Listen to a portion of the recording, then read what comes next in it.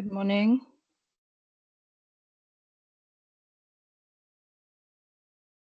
Good morning, colleagues.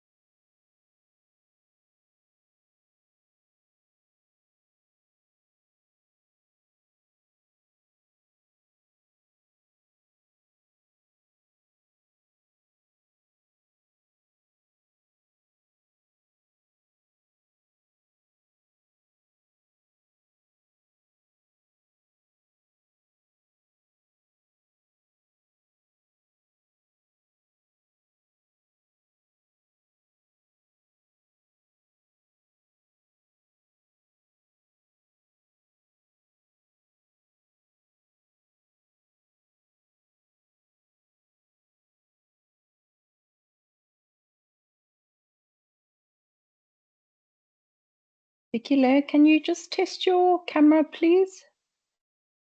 I've given you presenter access. I just want to make sure it's working.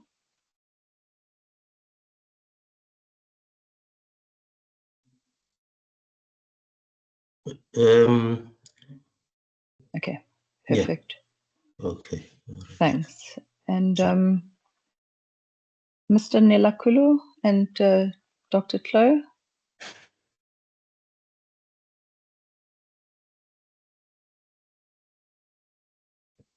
Jerry, you can just test yours as well, please.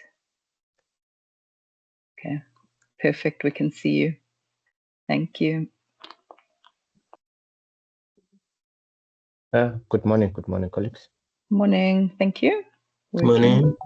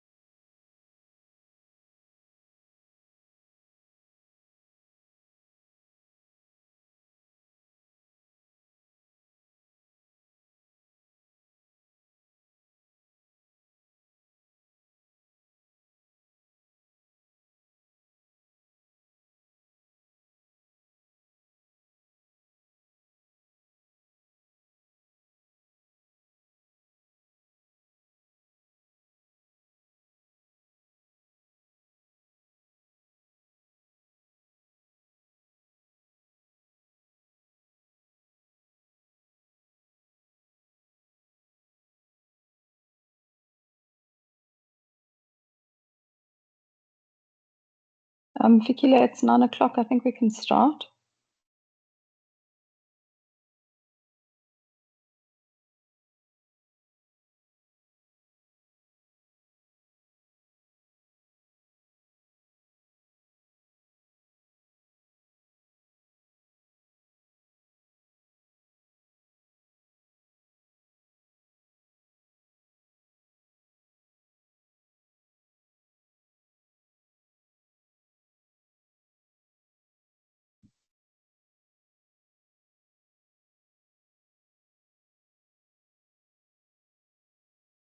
Good morning, ladies and gentlemen.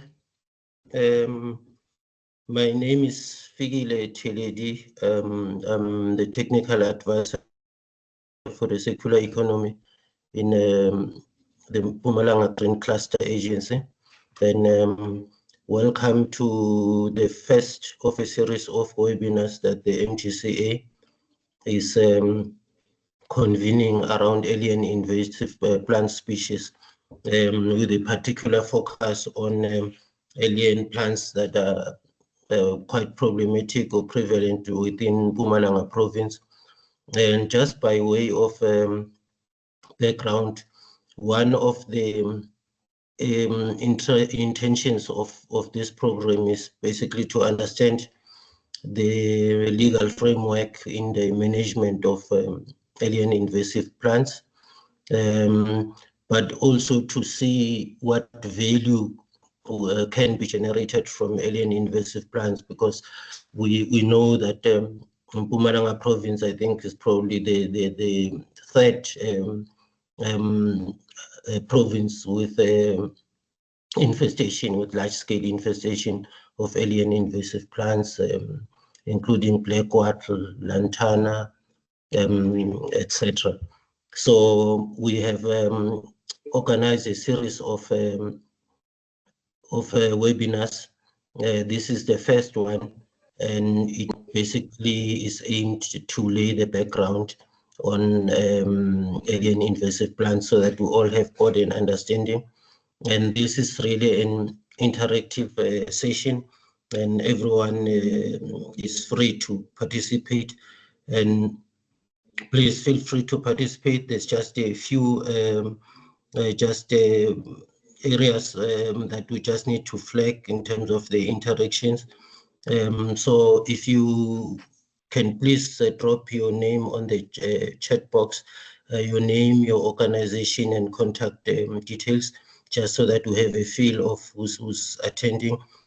And also, if you've got questions as well, whilst the presentations are going on, please also just do put those questions in. They will then be pulled in, and then during the question and answer sessions, we'll try to respond to some of them during the interactions, but those that perhaps we can't handle within these 2 hours of the webinar, we can obviously return to the person who would have asked that question or any area for clarity.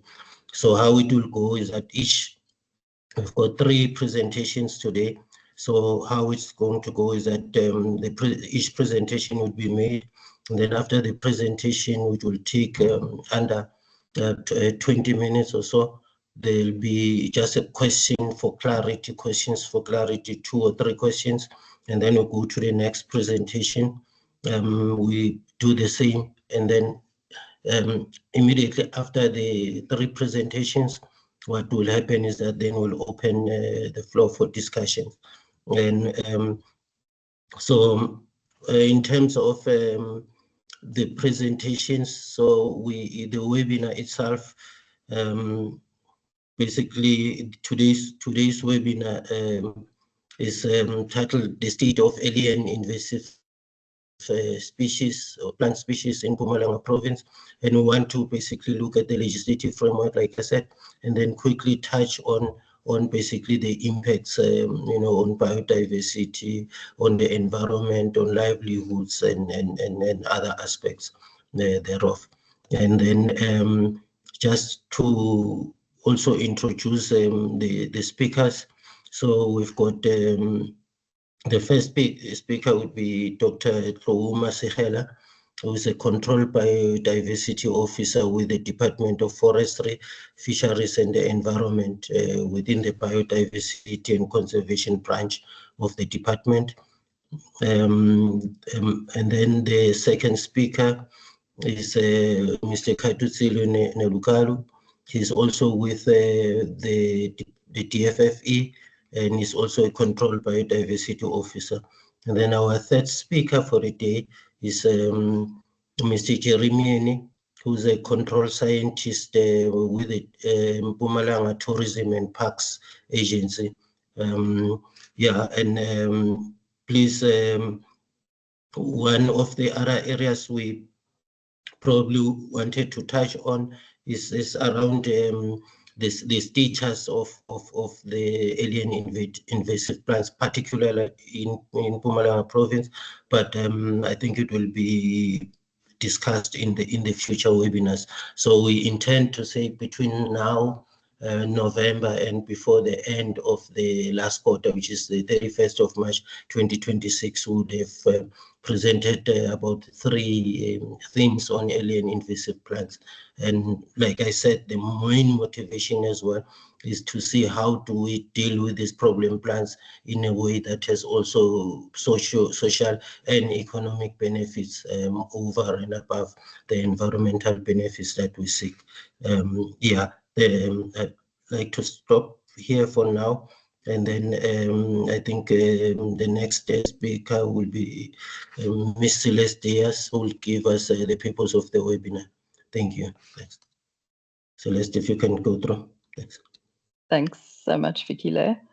I can hear how passionate you are about the subject. I think you've already basically given us the purpose of the session, and you're welcome.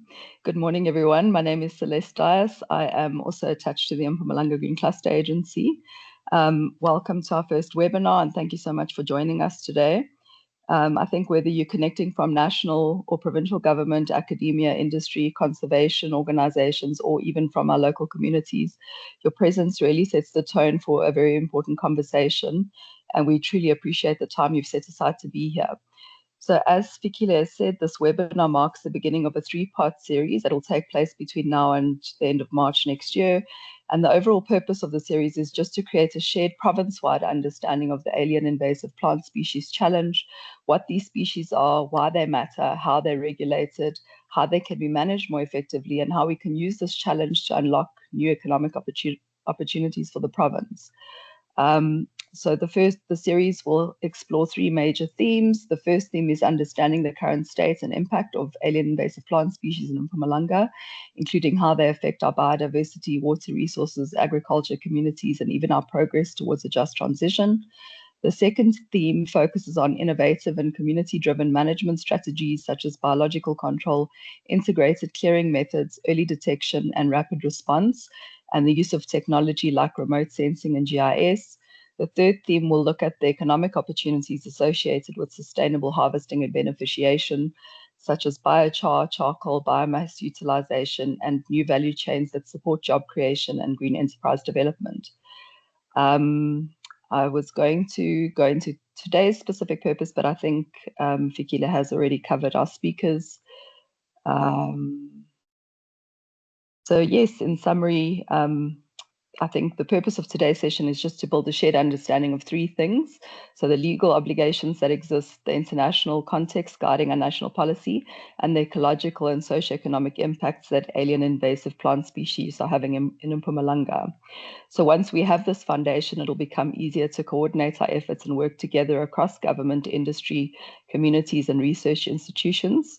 So thank you again for joining us, and we encourage you to participate, ask questions, contribute, and make use of this platform as we work on towards a longer journey. Your involvement will be essential. So thank you so much for joining us. I'll now hand over to our first speaker, Mr. Nilukalo from the DFFE. I just want to load your presentation quickly.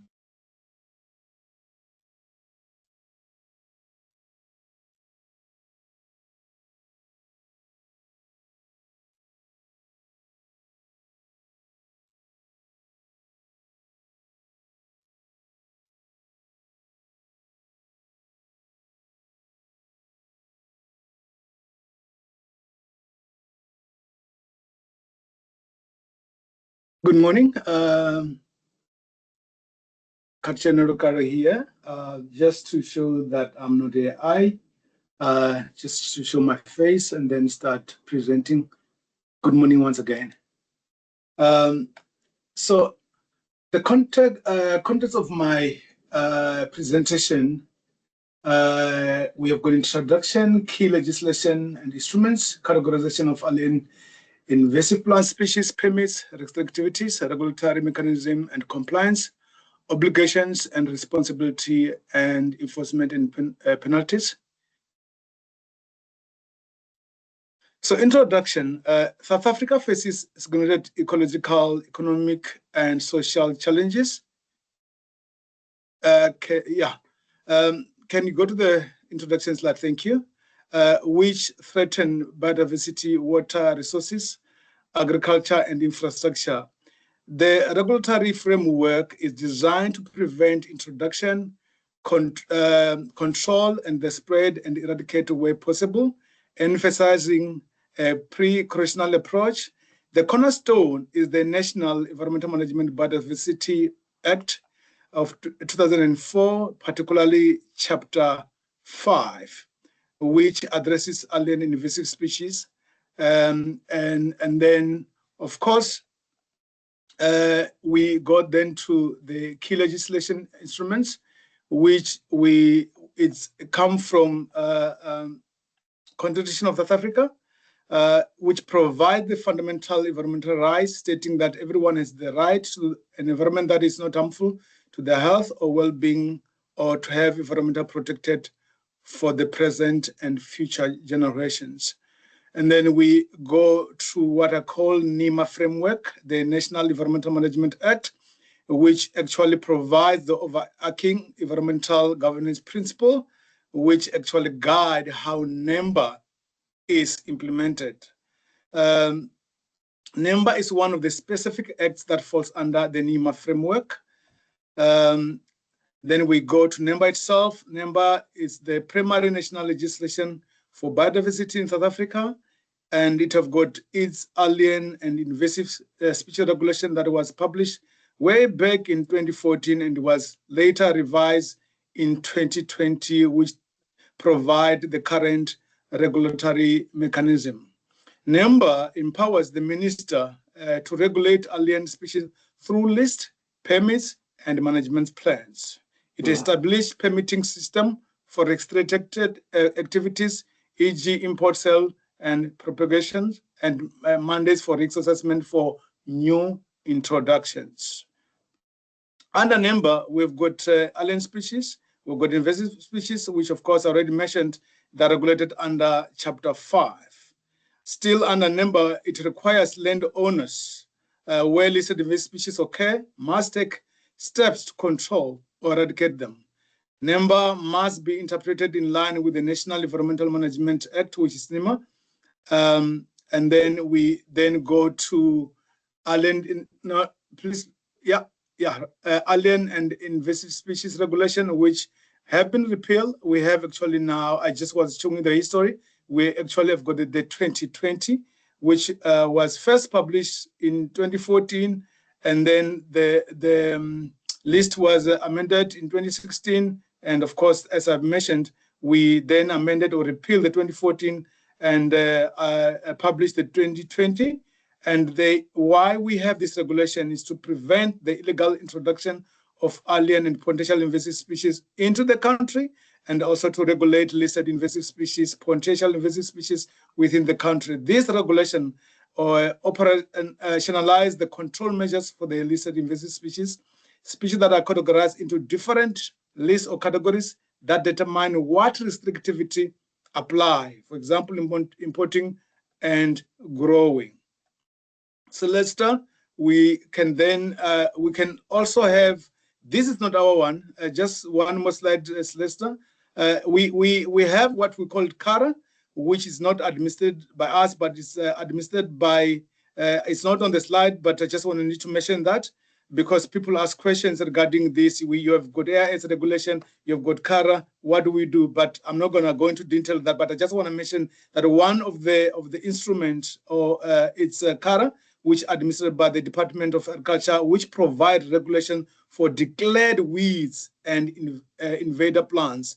While NEMBA generally prevailed in the cases of conflicting regarding biodiversity management, the CARA regulation remains in force and cover few species not covered under NEMBA. Both acts must be considered. And CARA, of course, was published in 1983, I think. Of course, it's older than ours. And then we can then go to the next slide, Ms. Jess. Thank you. So this one, we talk about the categories of the listed invasive species, but today we're talking listed invasive plants. We have got category 1A, which require the immediate eradication.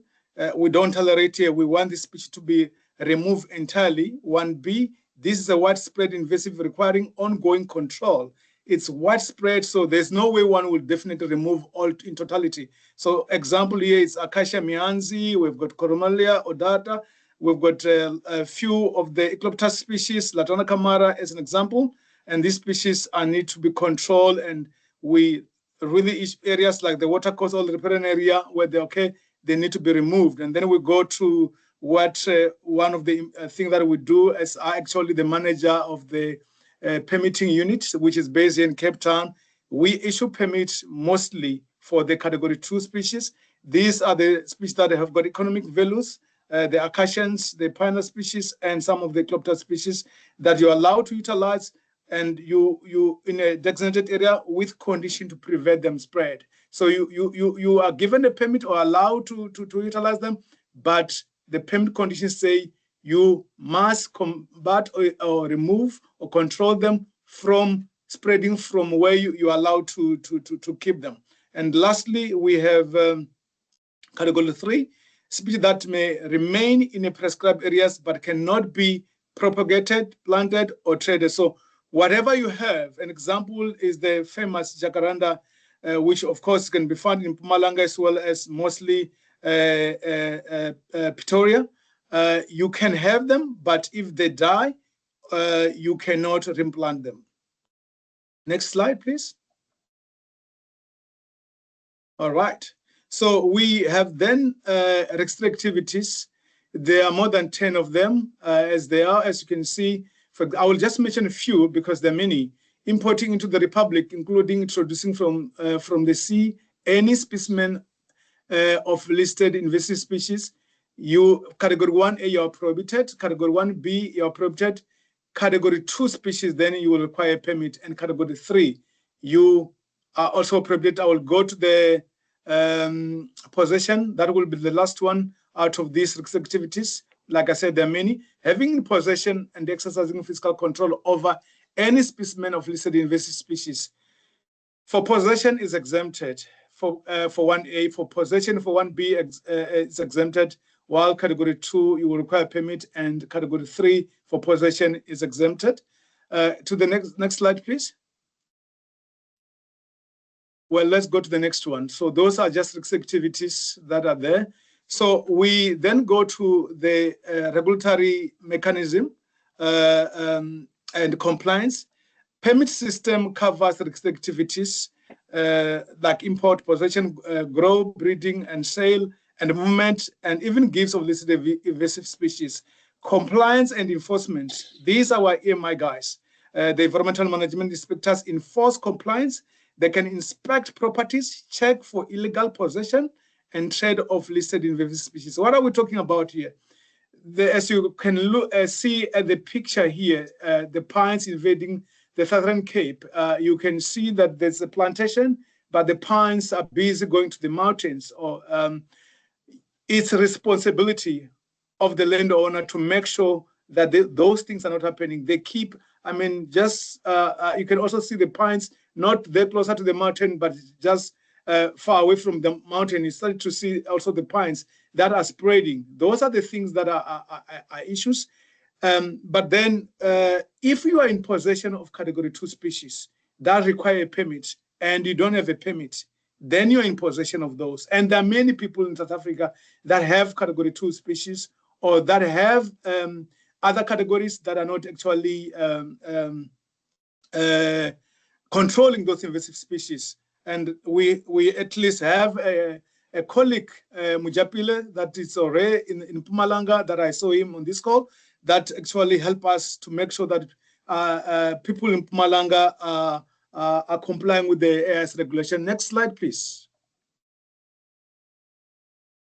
Yeah, so there's obligation, of course. Landowner, owners of the land where invasive species occur legally require control, eradicate according to the category, and there are penalties for non-compliance that can result in significant fines or imprisonment. And with the obligation, landowner again and the managers must prevent introduction, spread, control, and eradicate listed invasive species on their property and allow inspection. For category 1B, a landowner must develop and implement approved invasive species monitoring, control, and reduction plans. These include the mapping method and timelines as to how long it's going to take you. You will have zones that you will show to our colleagues as to when you will be starting to eradicate which zone and so forth. And riparian zones are also prioritized when it comes to the removal. Importers and traders must declare species at ports of entry as to where when they bring their stuff. Next slide, please. So here we are showing where a landowner is busy controlling, or should I say, maybe removing the listed invasive species. Next one. So this is before. Next one. This is after. So you are able to see now indigenous species that we couldn't see. They were covered by listed invasive species. So this is what we will have to see for those that have got properties infested by listed invasive plants, that it is their duties, their responsibilities that they need to control and totally remove so that we get back what is ours, which is our indigenous species. Next, please. So we have got enforcement and penalties. I think I'm almost at the end, and I'm happy that I'm actually doing very well with time. Enforcement and penalties, directives and inspections. DFFE or authorized official issue compliance directives, with deadlines. So they will tell you as to when you need to start doing your work, which of course the regulation already, you were supposed to be aware of them without them coming, but when you're not doing anything, they will definitely come to your properties and start to give you compliance directives as to what needs to do. If you do think clever and not really respond to them, they come big in force now, because the first one is kind of advocacy, very nice people, but if you ignore them, you are looking for a problem. So no response lead to enforcement action, which you wouldn't want to get yourself there. And we're doing very well when it comes to our cases. People have been found guilty and they're paying fines and so forth. Offenses include failure to control illegal import. People are importing invasive species or alien species that no risk assessment or no payment was issued. They go after them. And if you ignore directive, there are penalties, fines up to 5 million. And if you repeats, it can go up to 10 million and imprisonment up to 5 years or 10 years for repeats or both. Yeah, so prosecution have increased since 2019 with successful cases under NIMBA. I think I'm done. Celeste? I'm done, I think. Yeah, thank you very much.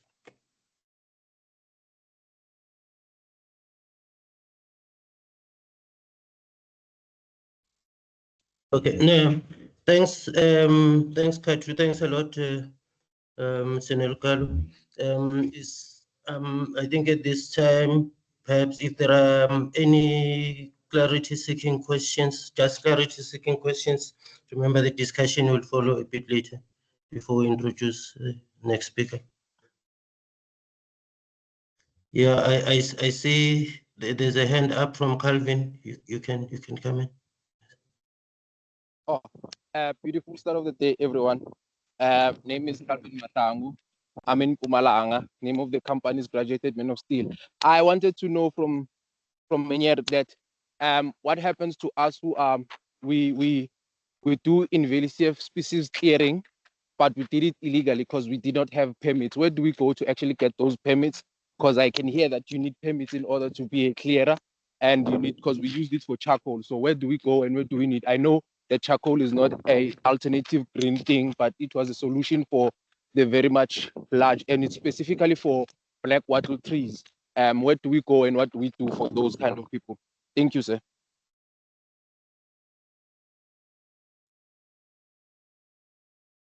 I'm not sure, Mr. Nalukalu, would you want to respond to this one? Let's get the second one. Okay, thank you.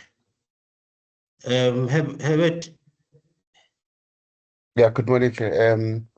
My question is specifically linked to the mineral or mining right holders. Would it be correct to assume that the provisions of the NIMBA are going to be incorporated in the environmental management plans for mining right holders? Thank you.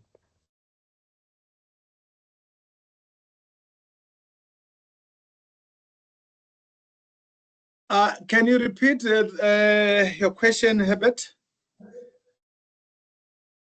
So I was saying, in the case of a mining right holder, the provisions and obligations that are contained in NIMBA, would it be correct to assume that they will be sufficiently dealt with in the EMP that goes with that mining right? Is that clear? That's fine. Maybe I should start with yours. With the AIS regulations, unless you are saying, the mining rights, you are referring to the issue that on the property, whether they have got invasive species that they need to control. If that is the case, then I can respond. But if it's something to deal with the mineral themselves, I don't deal with the issue of mineral, but I deal with the invasive species. So I'm not able to answer that question. But if it talks to whether they need to clear or whether they need a permit for being in possession, we have issued permits for people that use listed invasive species for dust control. But like I said, if it's something to do with invasive, with minerals, I won't able to respond to that. My apologies for not responding to your question. Let me go back to Calvin. Calvin, you don't need a permit to clear invasive species. You need a permit to be in possession of Category 2 species. When you are clearing, however, you need to make sure if you're going to be moving the branches and any part of the listed invasive species that can actually end at spreading listed invasive species elsewhere. So you need to make sure that whatever you're utilizing, there are no seeds that you will be moving from one place to another. Thanks.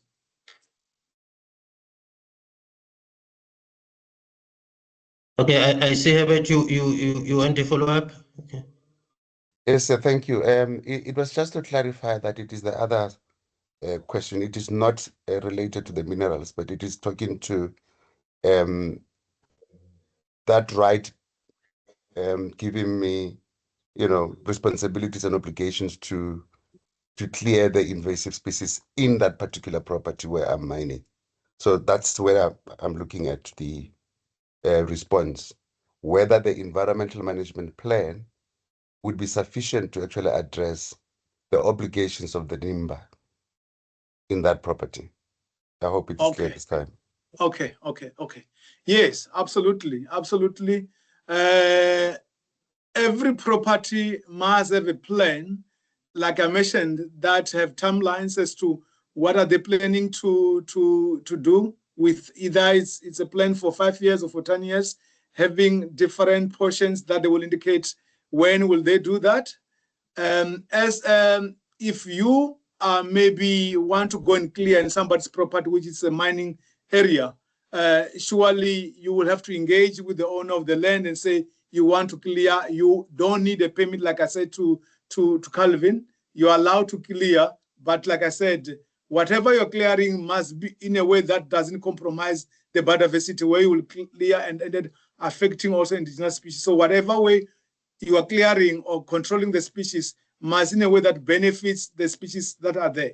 So yeah, if it's your land, you won't need a permit, but if somebody's land, you want to go to clear there, you will need a permission from them. You don't need a permit from us to clear at all. Thanks. Okay. Thanks, Mr. Nulukalo. I think we need now to move to the next presentation. Dr. Masera, please, if you can come through. Thanks.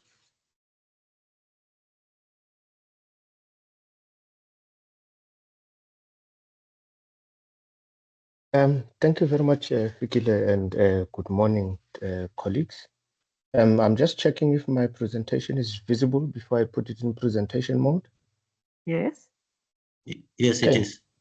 Okay, thank you very much. And I think just like Katu did, I'll just put my camera briefly, yeah, so that you know it's a real person presenting behind the scenes. Thank you very much. So I'm now just going to put it in presentation mode. Okay, yeah, so thank you very much, everyone, for joining. So I think just to start, don't be scared by the title of the presentation. This is just to cover a wide area of work, looking at our international obligations and also those that we have with our neighboring countries when it comes to invasive alien species. Some people might just call them biological invasions in general. They refer to more or less the same thing. And as you have heard in the introduction and through Katuchelo's talk, there are people or some of our communities that are interested in engaging in certain activities, be it business or otherwise, involving some of the species within certain categories, and also just controlling in general. So we just need to bear in mind the obligations we have to our neighbors. We don't give them what we don't want them to have, and we also prevent what we don't want from their countries coming into our country. So this is the main focus of this presentation. So I thought I should start by just giving a bit of a brief in terms of what are we talking about when we talk about international treaties and conventions, because I'm very mindful that we probably don't all work in the same space, and this might fly over the heads of many people. So this basically just talks about agreements that might be between different countries or what we call contracting parties, and it's a legally binding agreement or instrument.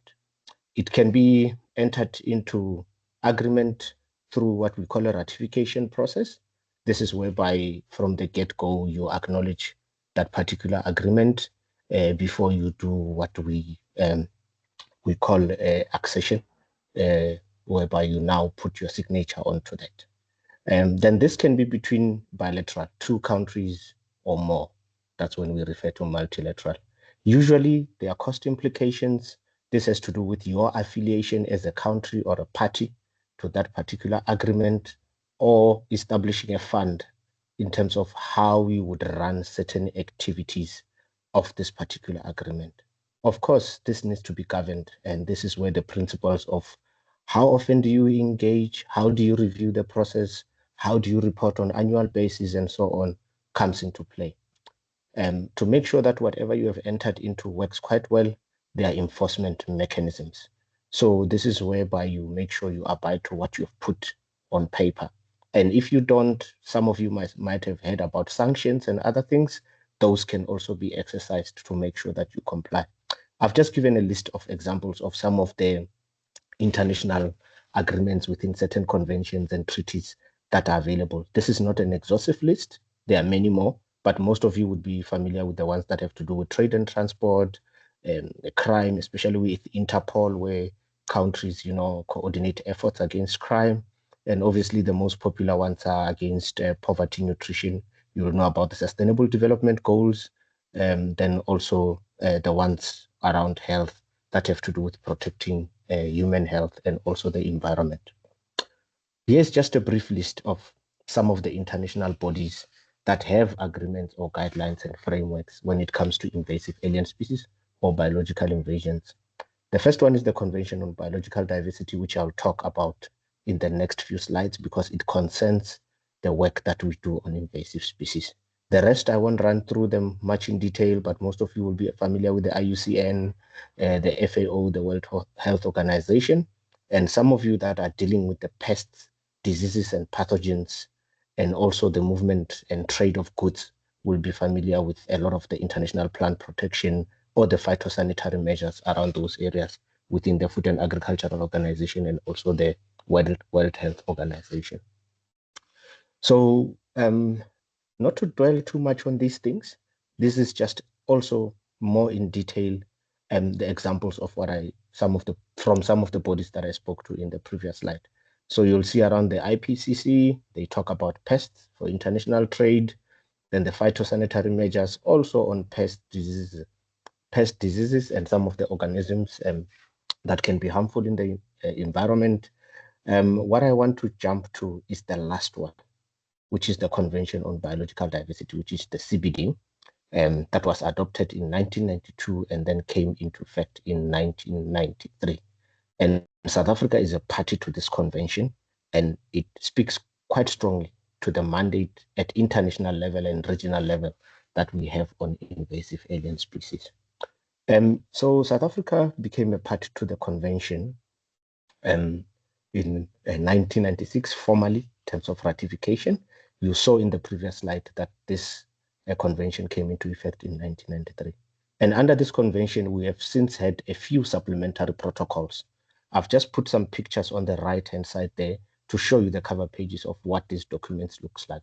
Very extensive documents, but available online for anyone to go through. So the first one we have is the Cartagena Protocol on Biosafety that speaks mainly to living modified organisms, or what we get to know as GMOs, genetically modified organisms. Then we've got the Nagoya Protocol on Access and Benefit Sharing. This talks to how parties or countries gets to share certain benefits that are derived from biodiversity and genetic materials within their countries. And then the last one, which is the Supplementary Protocol to the Nagoya. Most people call it the Liability and Redress. That's the fourth one there at the bottom right corner with the red cross on it.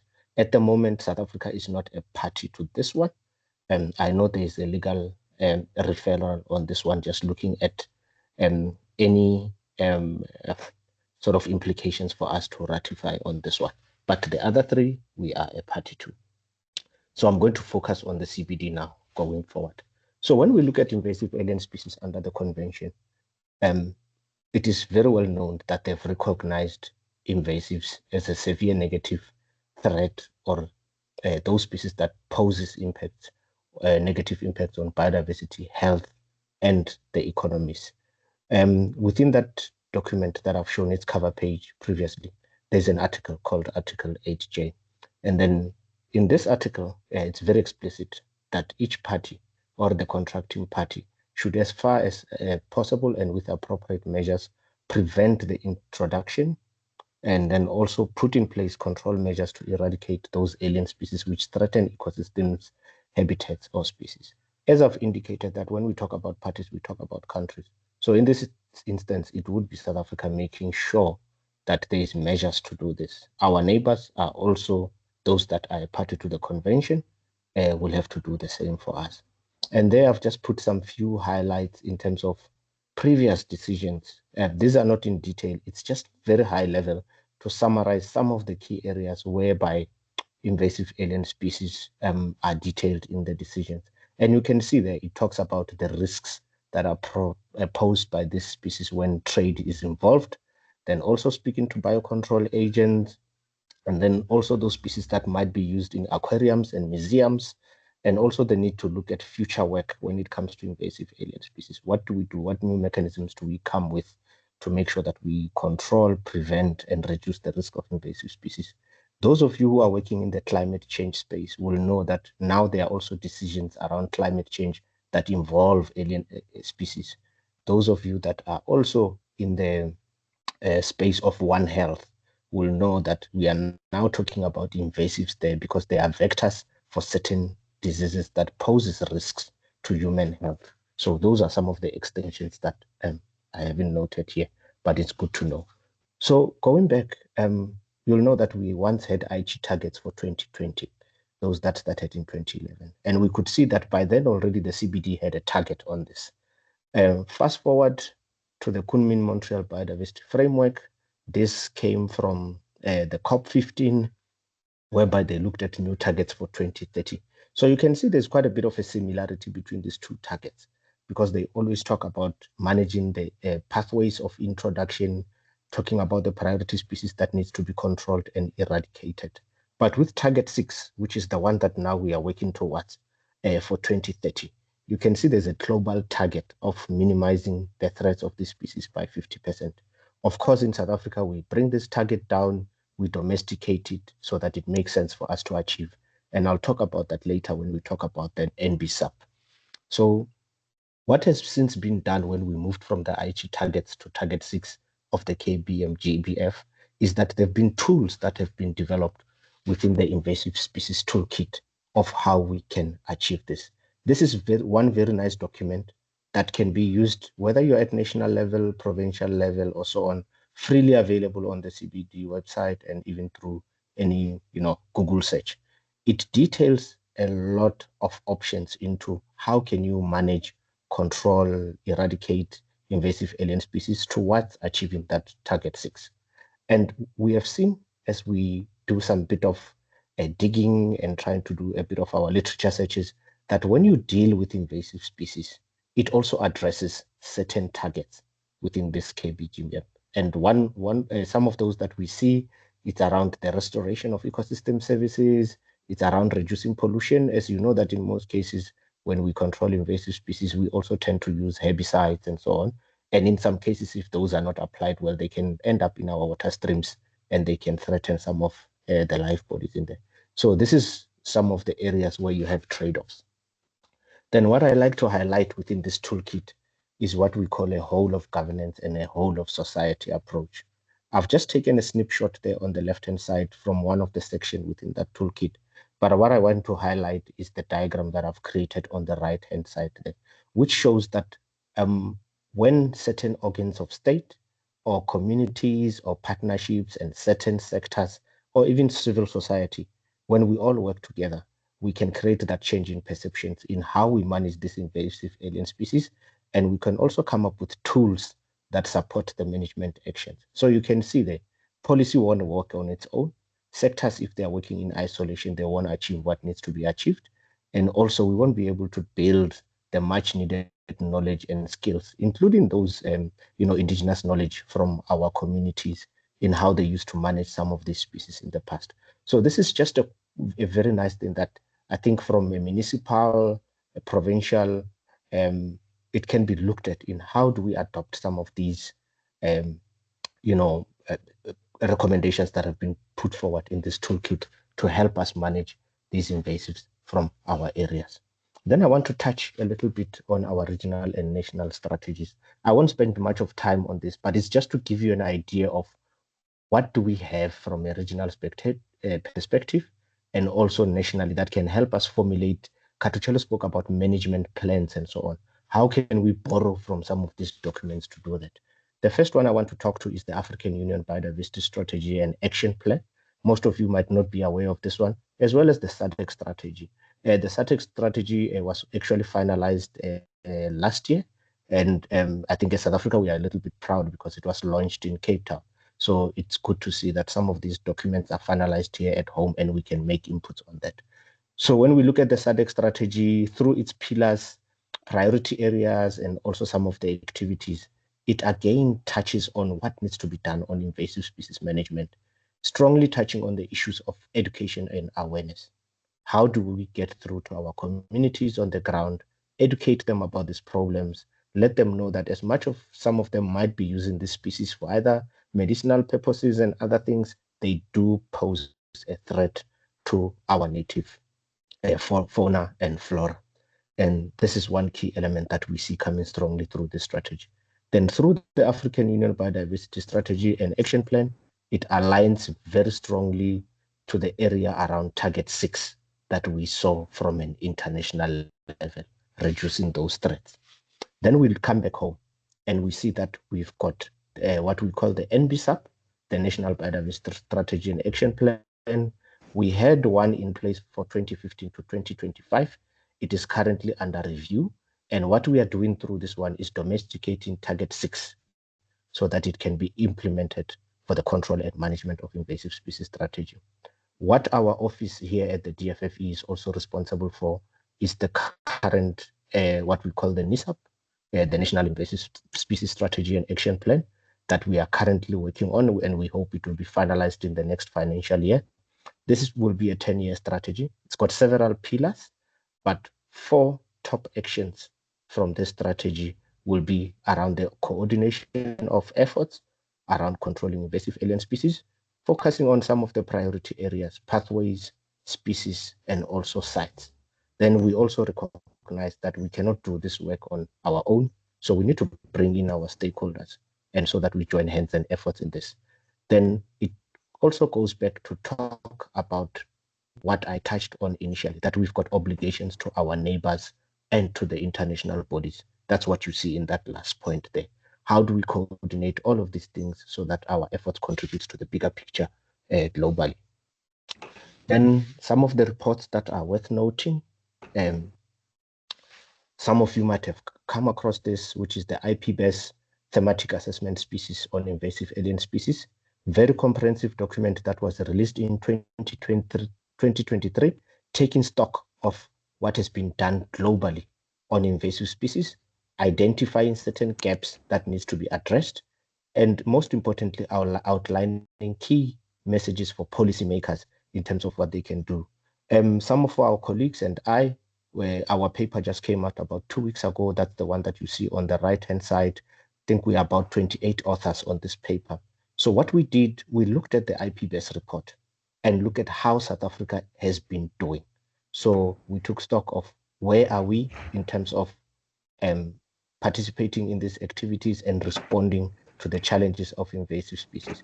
And I think from this paper and this report, whether you're at local level, in business and so on, you can get an idea of where are we, where do we still need to focus a bit of our energy and resources, and what would be essential going forward in this space. Then we also look at one of the key reports that gets produced every 2 to 3 years in South Africa from Stats South Africa. Most of you would have read the 2023 report, and you'll see that goal 15 within the Sustainable Development Goals talks about the environment and ecosystems. And this is where invasive species really are.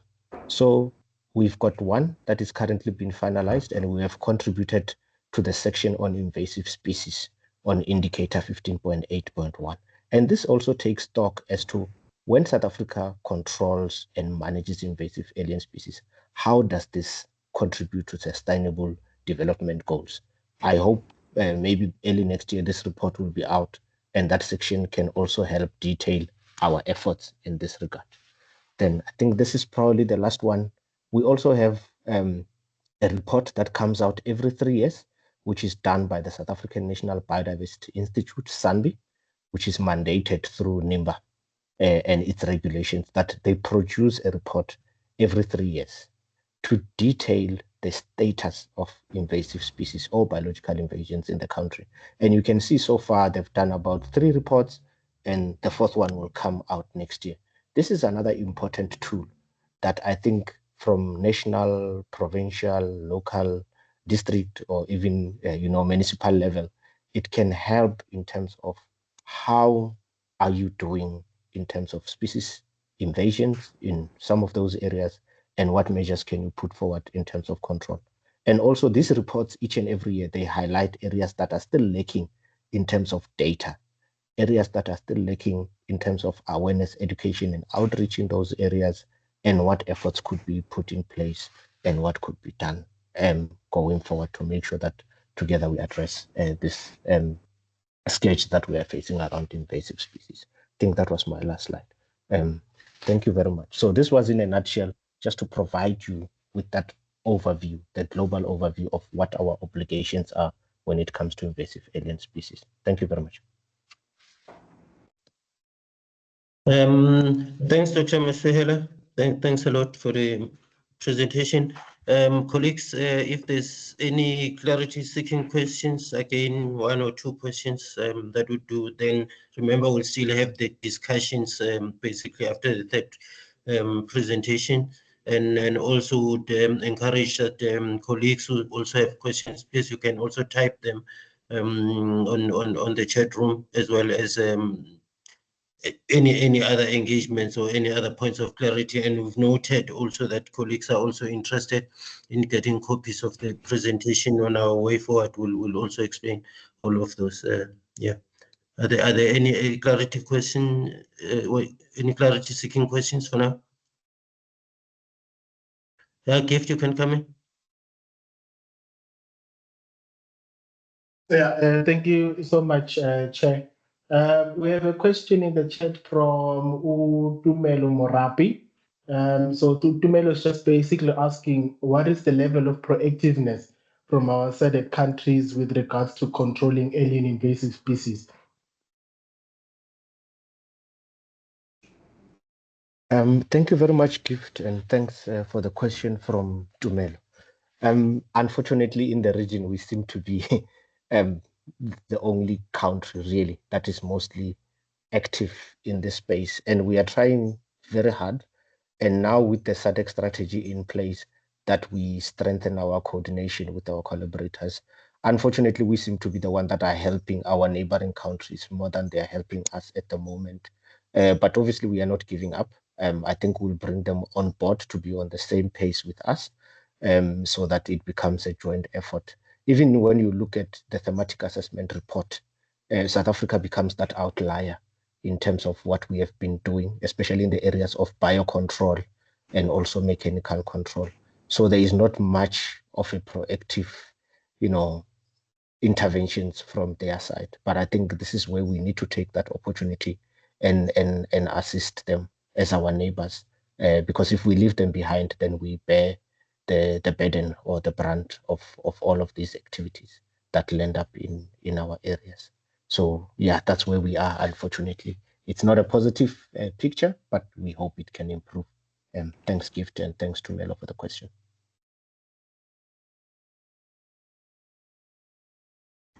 Thanks once more, Dr. Masihela. Okay, the next speaker is, I see there's a hand maybe before the next speaker. Kitiwe Malaza, please, you can come through. Thank you, Chair. Greetings, everyone. I'm Kitiwe Malaza from the city of Mpumalanga. Thank you, Dr. Masiela, for a great presentation. Just a question from my side is that how do we report for the different organizations? I'm based in a municipality that does some work in the control of AIPs, but how do we report our work so that the papers and reports and strategies that you produce in this space is inclusive, it's a full picture, inclusive of some of the work that is done by us at organizational level. Thank you. Thank you very much, Ketiwe. So for the SANBI reports, I know they normally make a call for institutions to submit the data through Dr. Tsungai Zengea. I know one of them went out earlier in the year because we also received that. If you haven't, I'll link you up with him. For Stats SA, they also have a committee that sits. I know I haven't seen the Mpumalanga representation, but I know Ledet from Limpopo does sit on one of the committees, and also through Working Group 1. I know Mpumalanga is represented at Working Group 1. This is where some of these calls are made.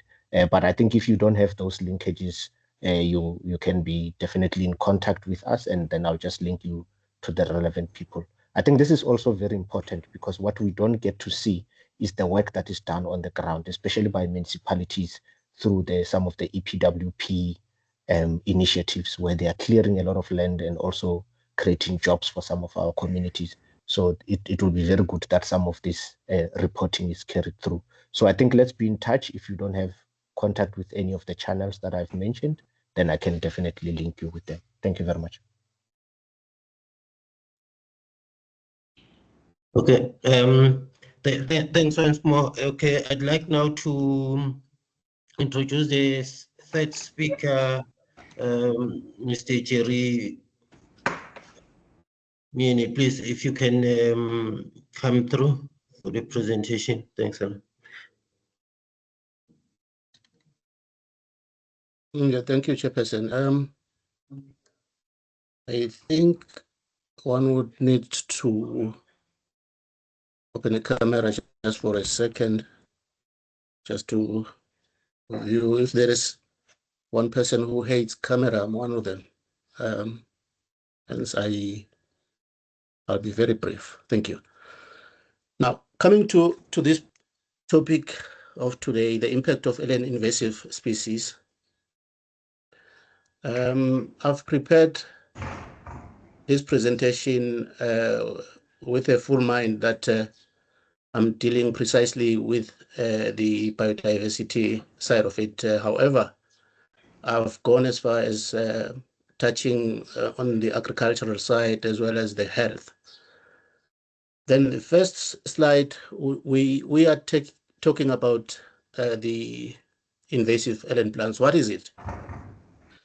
I think to be precise, these are non-native species that have been introduced in the country. Sometimes some of them they're being introduced deliberately for their beauty, sometimes for economic value. Some of them they've been introduced accidentally, like for instance for while shipping. Some of them brought in some certain area that they were not prevalent to by animals or birds or dungs or something like this. We are talking things like your jacaranda, your acacia. They were brought in for shade and shelter or ornaments. Things like your grevillea, eucalyptus, and pines, they were brought in mainly for paper and timber. Some of these, they were brought in they're nice, they're edible, they are fruits. So they occur in various forms. Some of them they appear in the form of a grass. Some of them they appear in the form of a shrub, where you talk about things like your buckweed, your lantana, your triffid weed, your parthenium. Some of them they are climbers. They can grow in as far as over 4 meters. Being a climber, you're talking about those vines, like the Madeira.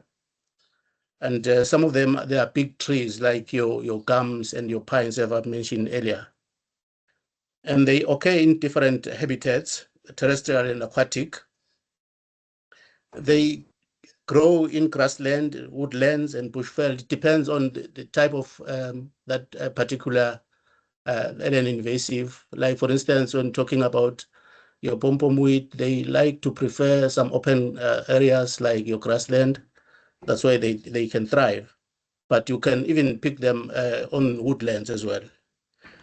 The reason why they thrive is because they lack natural enemies. Like, for instance, they don't have much of animals or birds that feed on them, even though some of them, like, for instance, the fruits of your lantana can be eaten by birds. However, the plant itself is not being consumed by anything, hence they can spread rapidly and compete with indigenous species.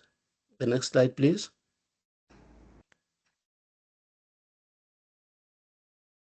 Okay, here I've just brought in just an example of this your pom-pom on your right. These are very much aggressive species, I must say. They can produce a lot of seeds at a go. One plant can produce many seeds such that when they germinate, they can encroach an area within a short space of time.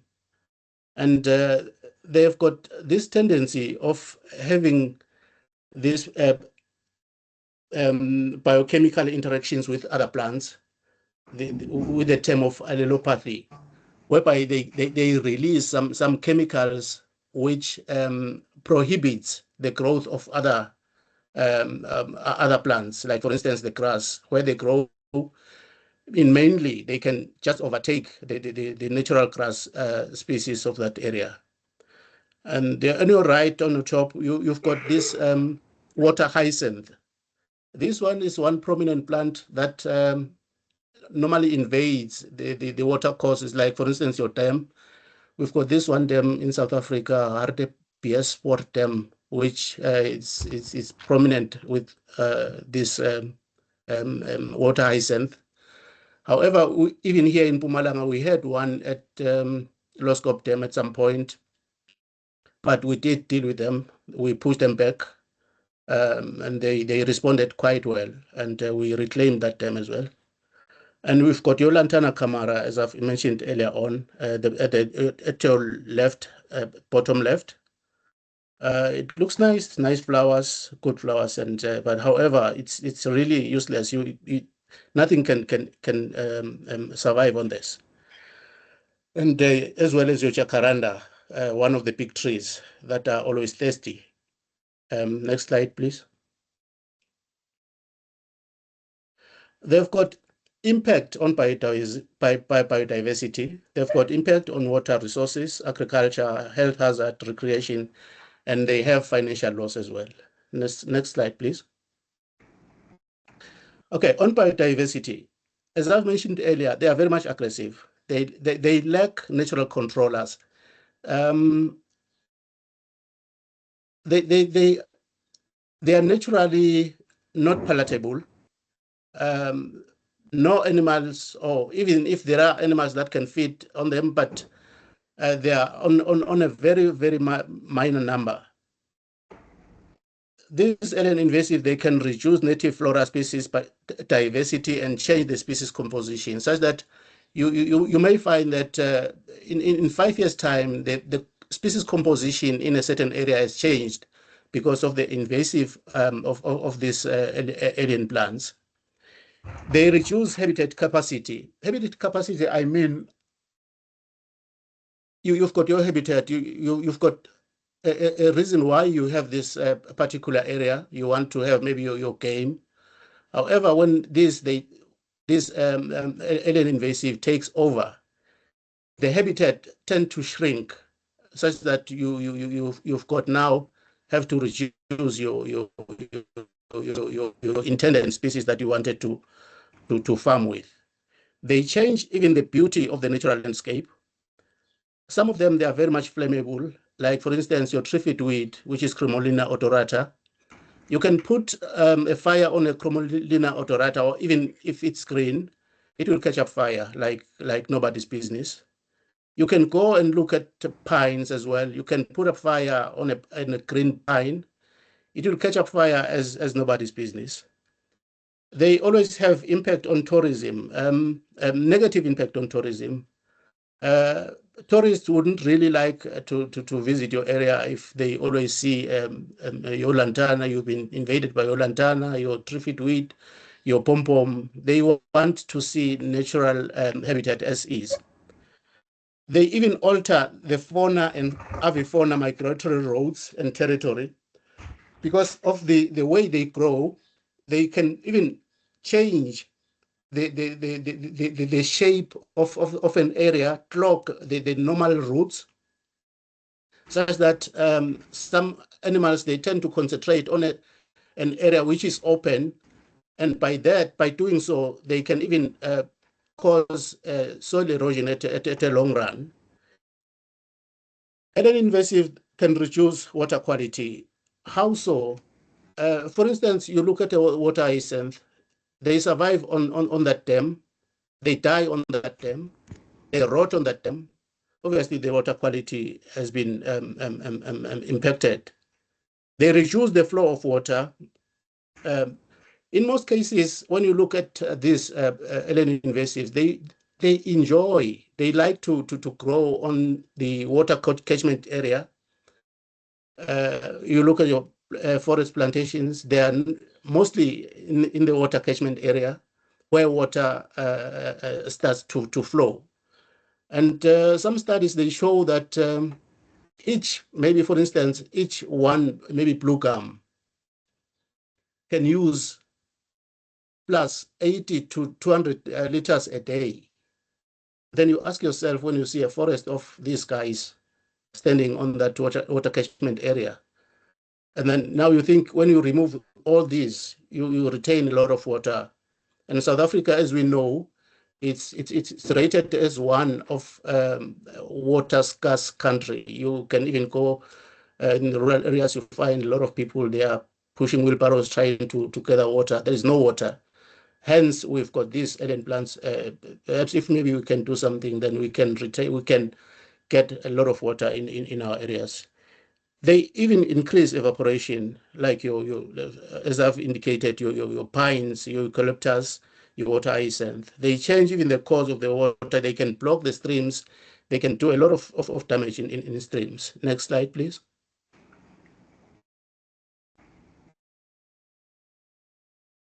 Okay, this one, I just brought it as an example.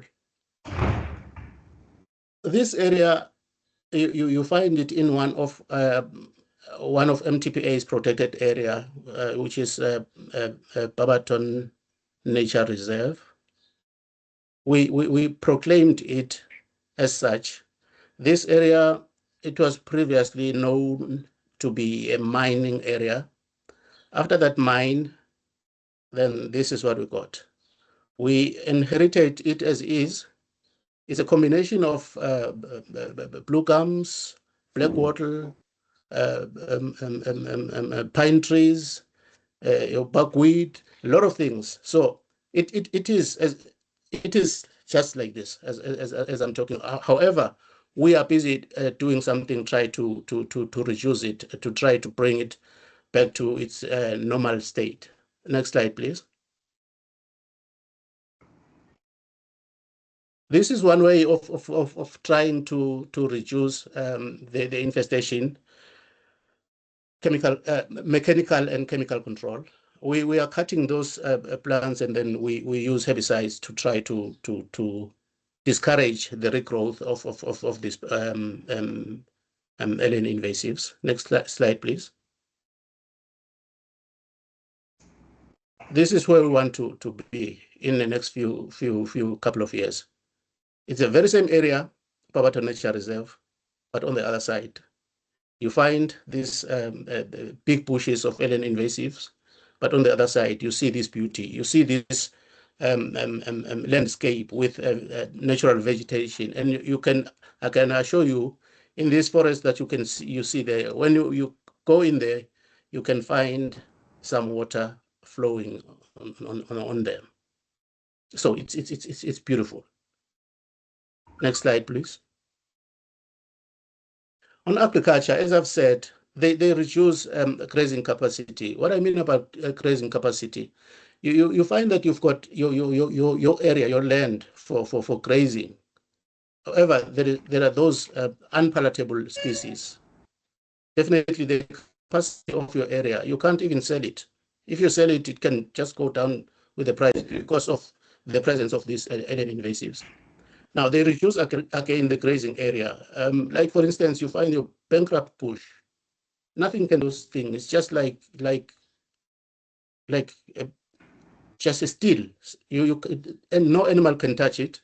There are those pom-pom weed, lantana camara, and your triffid weeds. They are always there.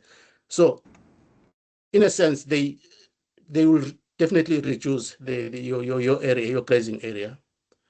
And then next, they sometimes, some of them, they are toxic if consumed by your livestock. They reduce product quality. Okay, when an animal graze on an unpalatable stuff, those things, they don't have nutrients that are required for the growth of that particular animal, or goat or sheep or a cow, for meat. Definitely, the quality of that product, of that meat, will be impacted, as well as milk as well. So some of them, they are fire hazard to grazing pastures. They reduce water qualities, the flow of water, increase evaporation, and change the water course, as I've mentioned earlier on. Next slide, please.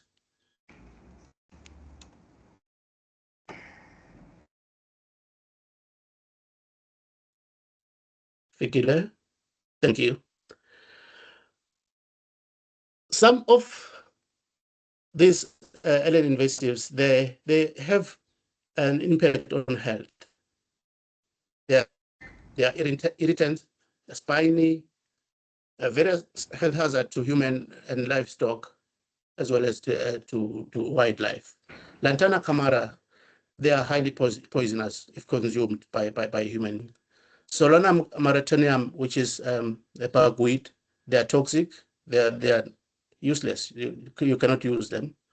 Your water hyacinth, it's a major problem in aquatic system and can be toxic as well.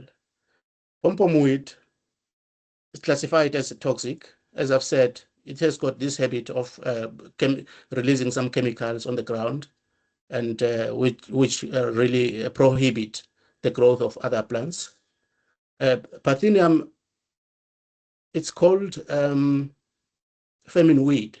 The reason why it's called famine weed is that where it encroaches, definitely the land will be useless. It changes even the structure of the soil. And it's highly toxic. It triggers certain allergies to human. For instance, it causes some rash on the skin. It can even cause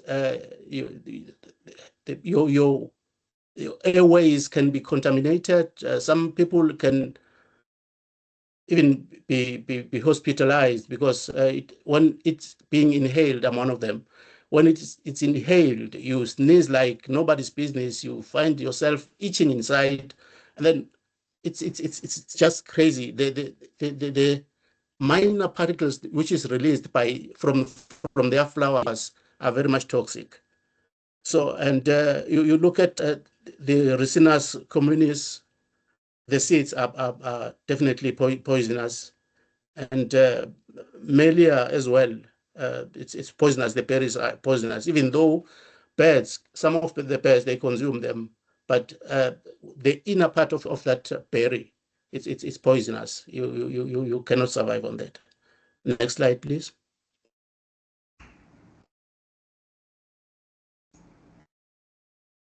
This is an example of the famine weed for some of them, because it's one alien invasive which has newly established itself, more especially on the far, even here around Nelspruit, but mostly on the far lower veld of Mpumalanga and the Limpopo side, as well as KZN, Swaziland. You find this. It's just crazy. You cannot really believe what it's doing. But fortunately, our colleagues from DFFE, they've done their studies, they've done their work, they've have this biological agent that can deal with this. It's really helping. It's really working. Next slide, please. I just brought this one just to indicate some of the control measures, even though I just heard that it will be discussed on the next theme, the way the control measures. How do you control this alien invasive? This one, it's a pom-pom weed. It's a deformed one. Why it's deformed? It's because it was infected by one biological agent. If you look carefully, there's just a little dot, a red gentleman sitting there. Those are the little agents, little animals that are feeding on this, on this pom-pom weeds. Once they start to grow in summer and start giving out flowers, these animals, they feed on them, then obviously they end up dying. Next slide, please.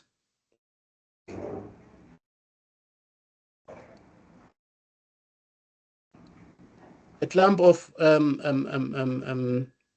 Lantana camara. We were looking at various ways of dealing with them, which requires, we ended up agreeing that this one would require a combination of control, which would be your next slide. Next slide, please. That's the hot fire. You apply hot fire, you kill the standing plants. Thereafter, you do your follow up with herbicides when they start sprouting. Then that's one best way of trying to limit the spread of this kind of alien invasive. Even though there are some other ways of dealing with them, like your biological control as well. But while hot fires, as well as they follow up with herbicides immediately, then they work very, very well. Next slide, please. So I think invasive alien plants should be treated as such. Once you start dealing with them, you need to concentrate. You do your follow up. Because once you let them a year or two after doing your initial treatment, they become very much aggressive. Then let's try just to suppress them and claim our natural ecosystem. So I think this is our last slide. Thank you very much. Oh, thanks a lot, Mr. Mini. Thanks for quite an eye-opening presentation. And yeah, I think we learned quite a lot today as well. Yeah, thanks to all the presenters today. Colleagues, there you have it. Any clarity-seeking questions once more? Like we did.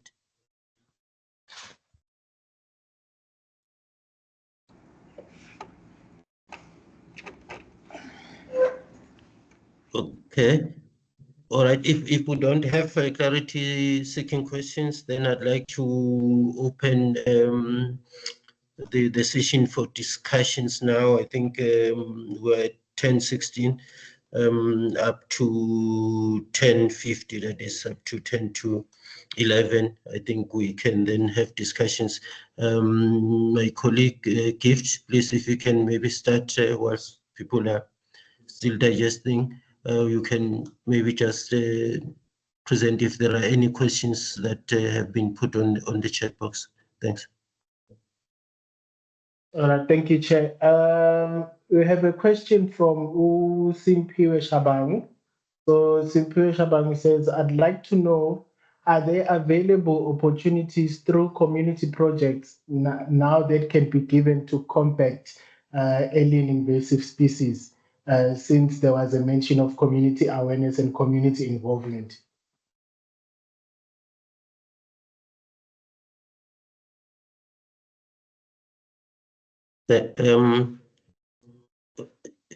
Dr. Masiela, please, if you can go through. I see your hand is up. Thanks.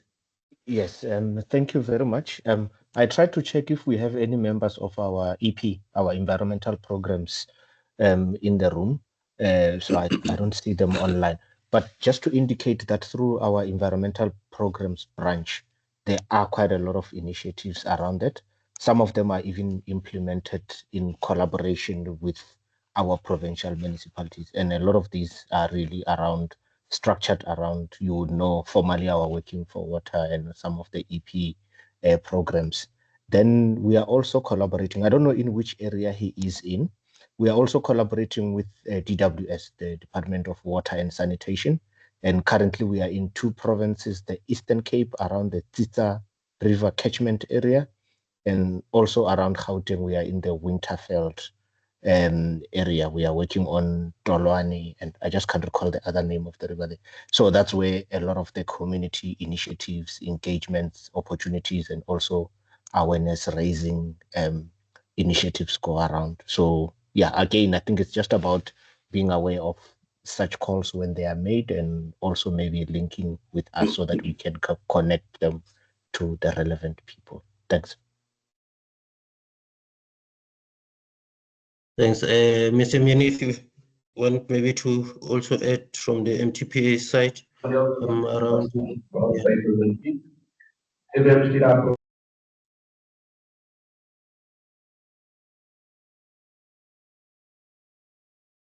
Okay, yeah, perhaps also just to add on what Dr. Masihela was saying, we know, colleagues, we've got quite a number of programs that are basically working on biodiversity.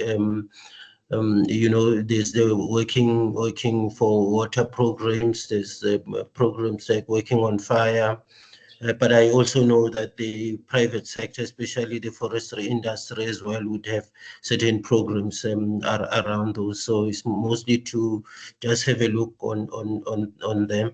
And then also from an agriculture side, from time to time, they've got a program, the land care program, and I think they've also redesigned it also to be more of a labor absorption program, and you know, at times they want to claim bush thickets.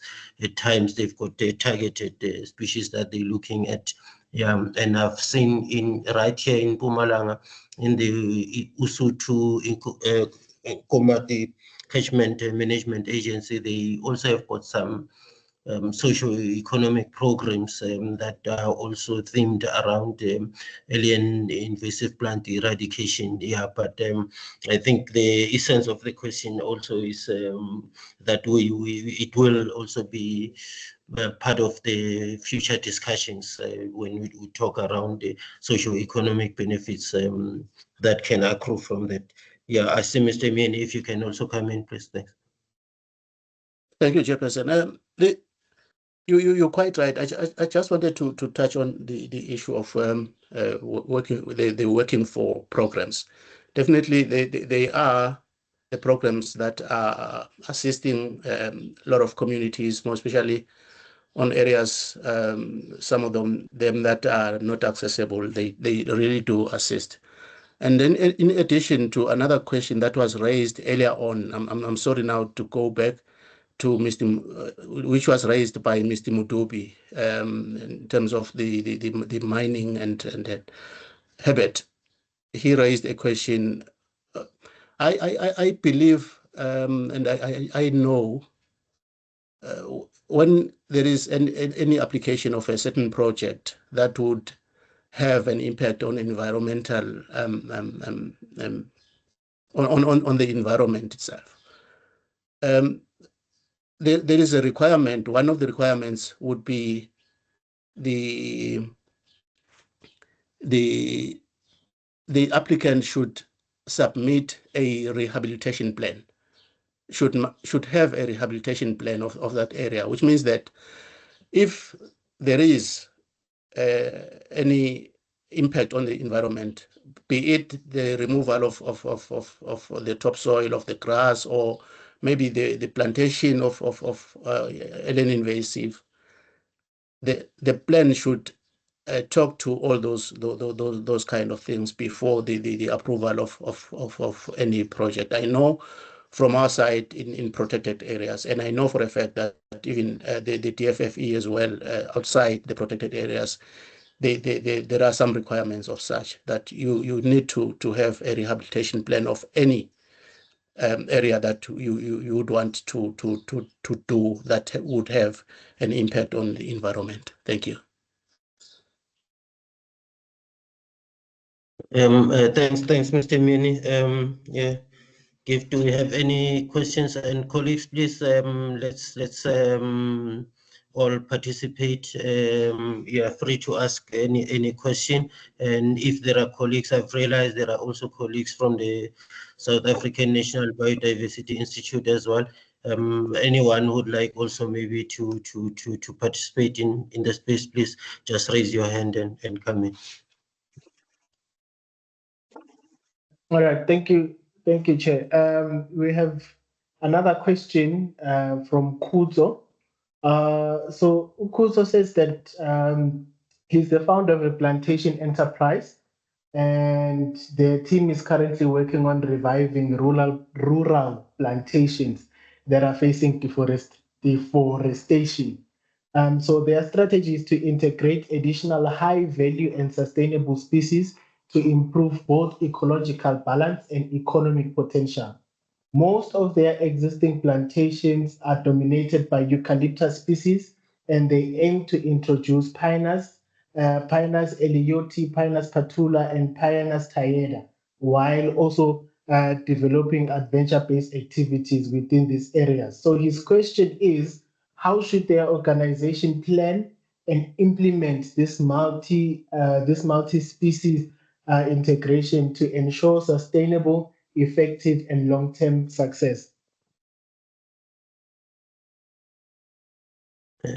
Thanks, Gift. Dr. Maciel, I saw your hand was up. Perhaps you can also respond to this question. Yeah, thanks, Fikile. I was actually going to respond to the one by Nomceba on the chat, but I'll type on that. Yeah, unfortunately, Thanks. I cannot speak to this one, and I see our forestry colleagues are also not in here because I know they've got quite a few initiatives on forestry areas that have been, what's this word again? That have been handed back over to communities with business opportunities and so on.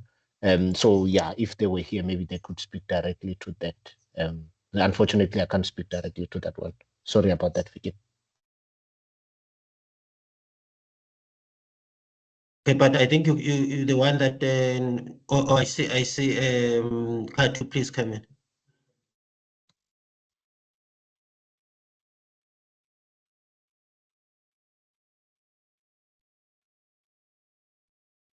Mr. Nelkalu, can you unmute? I see your hand is up. Thanks. Yeah, well, I was struggling to unmute. I mean, I'm seeing some of the species that are mentioned on the chart, on the question, are listed invasive species. So if one will be introducing or planting listed invasive species that are category 2, they will require permit. But if there are other categories, they cannot be planted. As I've indicated in my presentation, if it's 1B, you cannot actually plant that species. So category 2, you will then have to apply a permit with us for the listed invasive species. Thanks.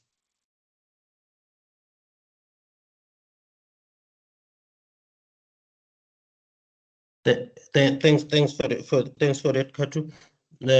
Yeah, I think the gist of it really on the question is that it would be a requirement to consult the DFFE, or probably you can go through the Mpumalanga Tourism and Parks Agency. Alternatively, there's the Department of Agriculture, Rural Development, Land and Environmental Affairs, and then they'll obviously link you up directly with the DFFE if there's a local branch around it. But it would be quite important, because I also realize that within the plan that you have, it will also include some of the listed species that would require a permit. And you can also perhaps give further information for us to engage with you further on that question. Thanks, Kate. Yeah, I don't. Okay. Thank you, Continue. thank you. I don't know, Dr. Masehela, I don't know, Nongeba's question was, where can we buy posters that show the listed alien invasive species? And then the second one also there is, are there any refresher training opportunities by DFFE for identification of the alien invasive species? All right, thank you very much, Gift. I've actually just provided the response in the chat. But yeah, so a lot of the posters and awareness material that we create are freely available. So these are for free. You don't have to buy them anywhere. And I don't think anyone should be selling them. Even those that are done through some of our entities, whether it's SunParks or whether it's Sunby, these are for free. And I just want to highlight that. And if they do have requests for specific species that maybe have not, there's no fact sheets or posters or infographics that have been done for them, they can always request us to look at those options. Yeah, obviously knowing that our budget is a bit tight, but we can see what to do for them. So through Sunby, we've got Rukeya Adams that works quite a lot with they've got coordinators in almost all the provinces, and they can engage further. But I've provided about 2 email addresses in the chat that they can just email to, and then we'll engage, because we've got a team that is currently working on a national awareness campaign because we've got money that we received from the Global Environmental Facility, the GEF7 funding window, where we've got one of the outputs, which is to create awareness and training opportunities around that. And this project is going to run until the end of 2028, I think. So if they can just drop us an email, then we'll assist. I've provided contacts there. Thank you very much, Gift.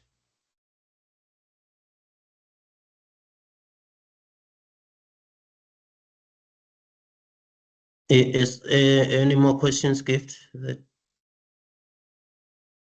Yeah, I have one from Isaac, and Isaac is asking if do we have any contacts for the Working for Water Program people or organizations because their farm is infested with green or black wattle.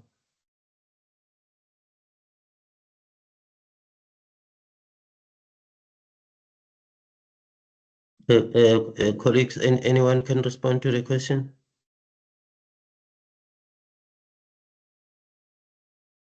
I cut you, can go in, please.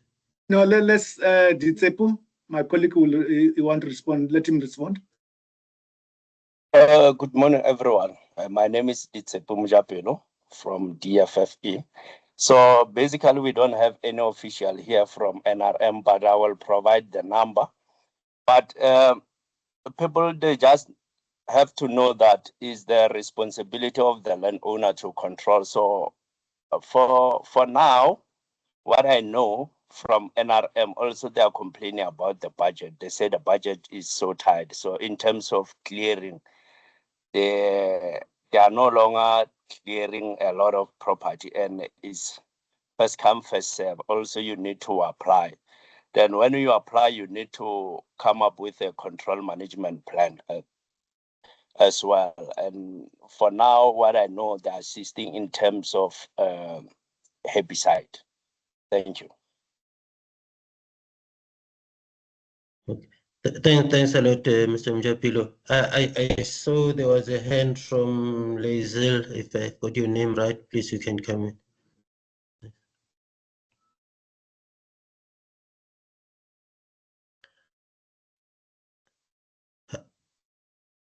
Hi, Lazel. You can unmute and come in. I see your hand is up.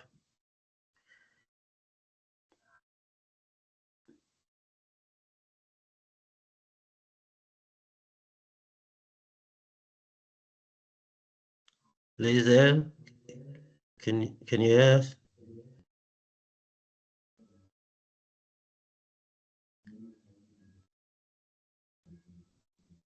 Yeah, we seeming we can pick it up, Gift, yeah, if there's any more questions as well on your side.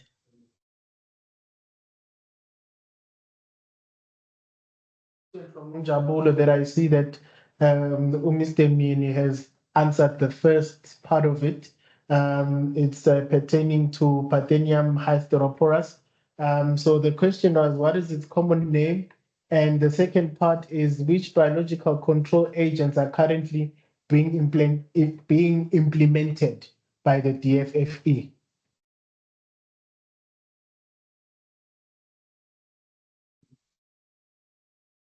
Police, if you may come in from DFFE, Kachu.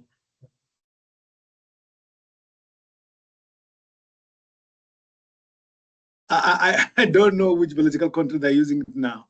Sorry, guys. Oh, okay. Yeah, I see. Mr. Mianu, you can come in. Yeah, I just wanted to say what Kato just said. Currently, I might not have the real specific name of that biological agent, but I can speak to the relevant person at DFFE who is responsible for the biological agents supply. Thank you.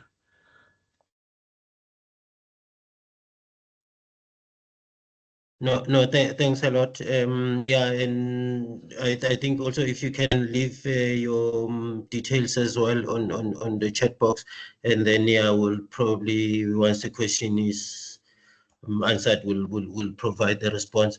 But also be mindful that this is the first of a series of webinars, and amongst the future webinars is basically to start looking at the strategies and actions that can be taken to for socio-economic benefits, but also control measures that can be put in place to effectively deal, especially with the most difficult alien invasive plants like black wattle and others. Yeah, thanks a lot. Yeah, I see Lizel's put a note that her mic wasn't working. Please, yeah. So she said she'll put a question on the chat room. Gift, I'm not sure if you've got it now.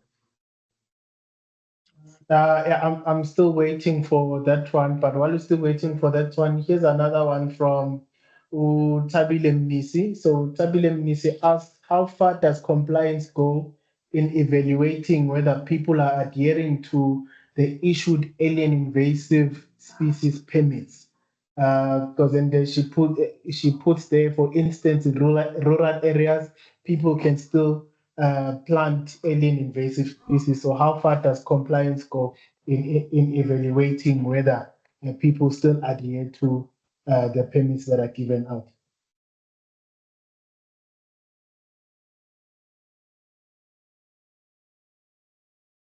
Chair, Ditsepu will respond to that question. Ditsepu?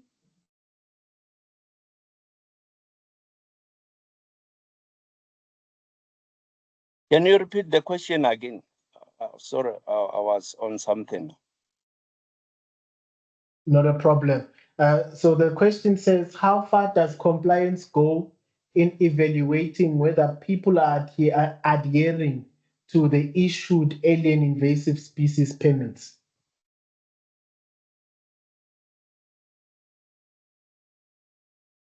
Okay, thank you.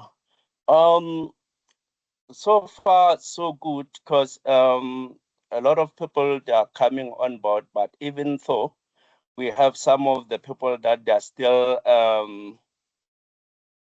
claiming that they are not aware of the legislation, but according to our spreadsheet that we are receiving from a permit site, it shows that people, they come positively in terms of applying a permit.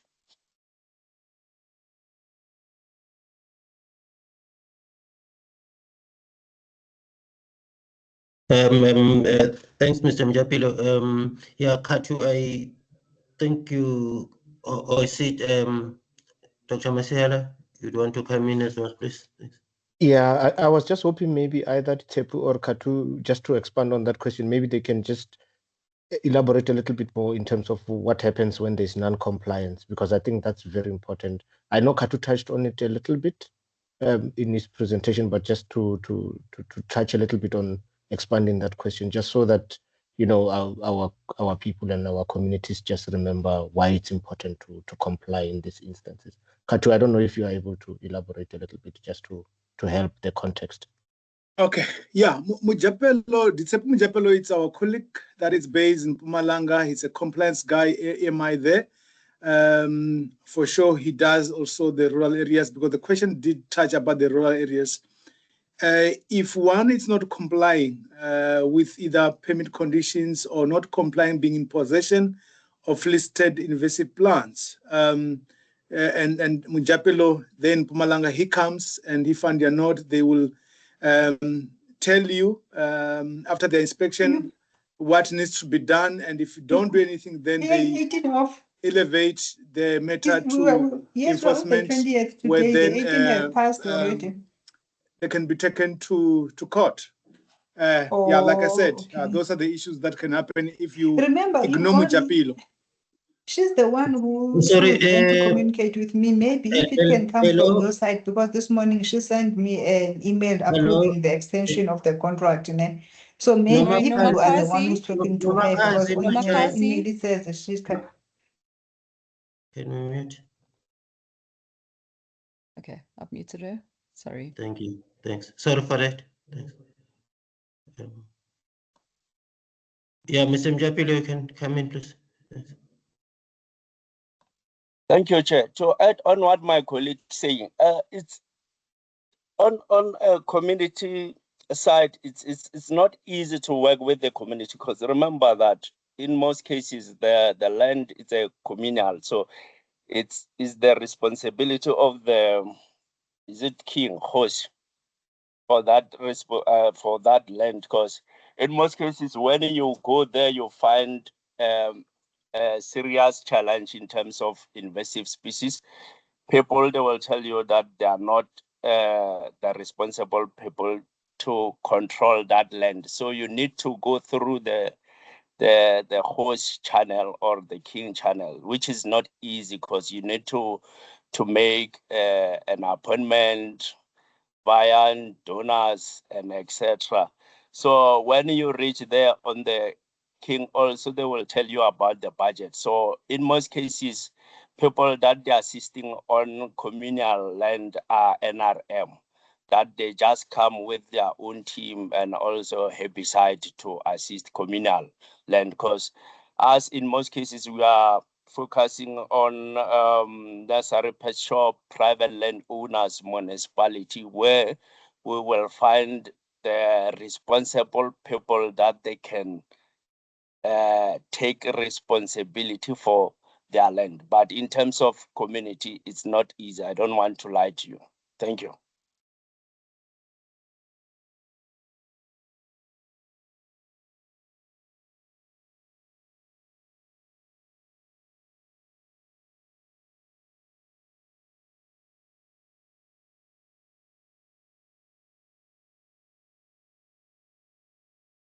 Hello?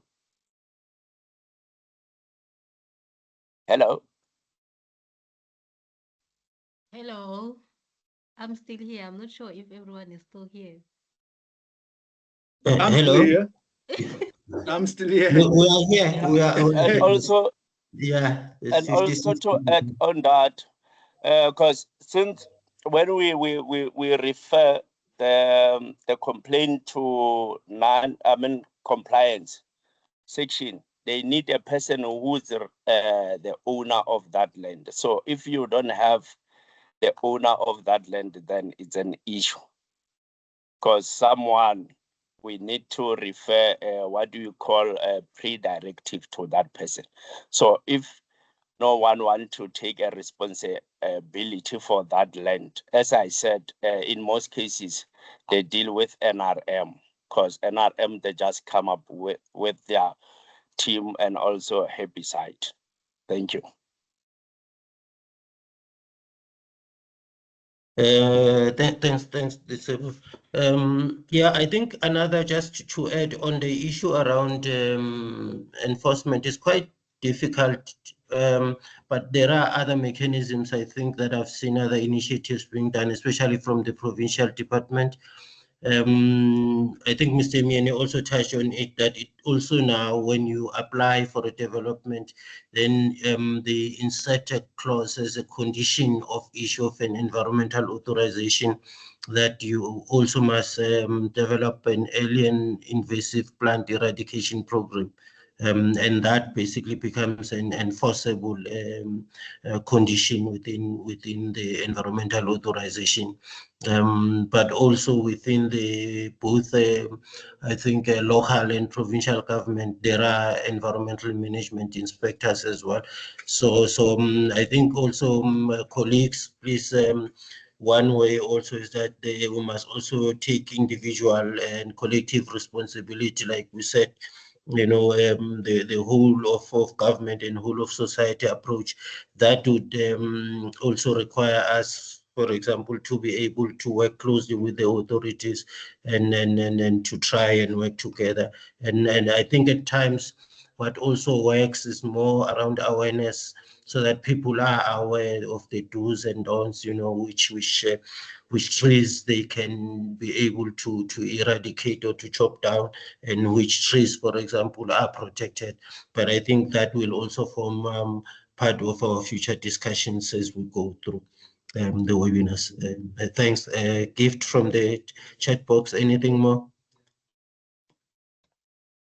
Yes, so we finally received Lizelle's question, but it's a bit extensive because I think she then tried to explain what their company is all about. I'm taking it as a company. So the company name is Bamboo Spirit, and she says it's committed to promoting the bamboo industry, and they would like to be proactive and assist in developing policies for bamboo planting in South Africa. She goes on to say that there are two main types of bamboo, which is then clumping and running species, but then she wants to focus more on the running bamboo, as clumping species are not or are non-invasive and they grow outward in a controlled radius of only 1 to 3 meters from the mother plant. So then running bamboo is often considered invasive because it spreads through underground rhizomes similar to grass. So now what they then do is that they educate their clients on proper planning and management of this species, but then they cannot enforce compliance. Then she goes on then to also say that most homeowners plant running bamboo in large pots or create containment barriers by digging a trench around the planting area and lining it with thick, high-density polyethylene root barrier plastic. Then she says that this effectively prevents rhizomes from escaping.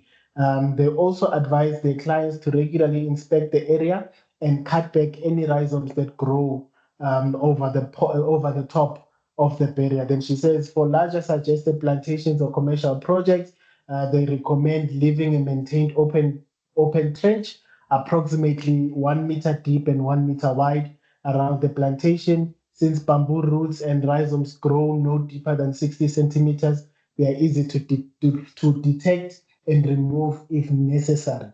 So then she says that they would like to engage with the relevant authorities to discuss the development of balanced, evidence-based national or provincial policies for bamboo planting. Then the question is, who should they contact to start this conversation and contribute to policy development? Well, thanks, Gift, and thanks, Lazel, for that extensive question. Colleagues from DFFE, can you lead us on this one, please, if you've got it? I think it's also in the chat box as well. Katu, yes, please come through. No, I did respond there and say she must contact us, and the email address is there regarding bamboos. So yeah, we have dealt with bamboos issues. There were even bamboos a few years ago where they were illegally brought in the country. So yeah, don't want to talk much about that, but she can contact us so that we can see how we can assist her with that. Thank you. No, thanks, Katu, for sharing on that, because it's quite important. I also have seen, for example, in certain publications as well, where bamboo has also been touted as some solution, for climate change and other aspects, and it's increasingly also being used, for example, around wooden furniture and utensils.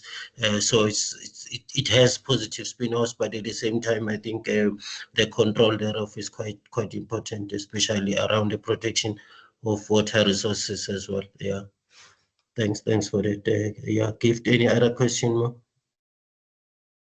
Okay, so this one is not a question, it's just a comment coming from Nongleva. Then she says, maybe in terms of CME, there needs to be continuous workshops to rural communities on issues of regulation so that even the traditional authorities are aware of the compliance issues. Yeah. I think that's really an excellent contribution. It's quite important, especially under this theme, that it's it's well and good to know what the law says, but at the same time, we'd want to see, communities actually complying or getting involved in terms of ensuring that there's compliance even before we can take drastic action. It's always the objective is just to make sure that the communities are actually involved in protecting their own environment. Yeah, I think we'd really appreciate that as well. Thanks. I don't see any other questions or comments. If there's anyone who would like to maybe make a comment, you're welcome. Otherwise, we left just with a minute to conclude this part of the discussion. Yeah, I don't see any hand up. Yeah, and just thanks once more to everyone for the active participation. I can see the chat room was quite active. Maybe for now, I'd like to then hand over to my colleague, Lwazim Dagane, to provide the way forward in terms of what are we looking at going forward. Lwazi, if you can come in, please. Thanks. Thank you so much. It's been a very informative session. The attempt that we made in this first webinar was to really understand, what are we dealing with when we're talking about alien invasive plant species, from a legislative framework point of view, from the impacts that are being felt in communities, our natural resources, our biodiversity, and it's been a very engaging and informative session. So I think definitely we have achieved what we wanted in this first introductory webinar, and where we are going to now, in terms of when we go to webinar 2 and webinar 3, we want to start now exploring the sort of innovative approaches to managing these alien invasive plant species, and also with a look into the aquatic side of things, because we have been focusing on the terrestrial alien invasive plants, but we must also remember and be cognizant of the fact that this also does touch water, our water resources, and sort of bringing that element into the next webinar will be something quite key for us. And then looking forward even further to webinar 3, where we start now really looking at what funding opportunities are available under this topic of alien invasive plant species in the context of a just energy transition, because that is what we are going through. We are at the epicenter here in Mpumalanga province, and then sort of the intersectoral collaborations that could be possible. So that is where we are heading. To all the colleagues that were able to take some time out today and be part of this engagement, we are really appreciative of that and hope to see you in future engagement, especially as we start really broadening this topic out. To the speakers again, just to take us through the different elements of alien invasive plant species. We were really engaged today. There was a lot of information and perspective that you were able to give us in terms of this topic. So thank you so much for that. It's been a really amazing session. Thanks, Lwazi. And then I think there was also some requests, I think, from quite a number of colleagues in attendance to have the presentations shared. I'm not sure from Gift, how do we handle that part? All right, thank you so much. For now, we'll just need to go back and get permission from our presenters if we can share these presentations with everyone who was in attendance.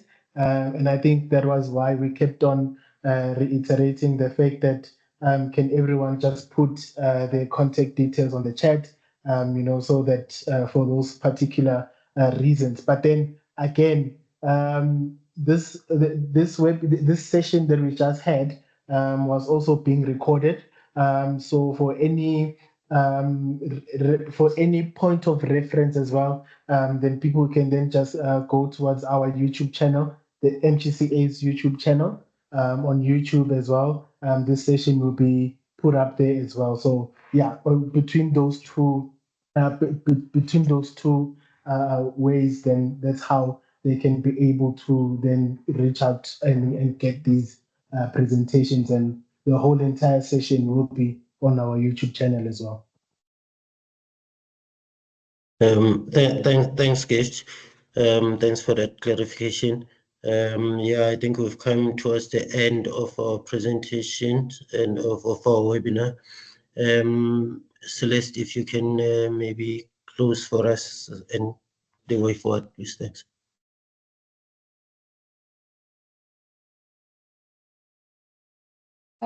Thank you so much to everyone for your attendance and your active participation.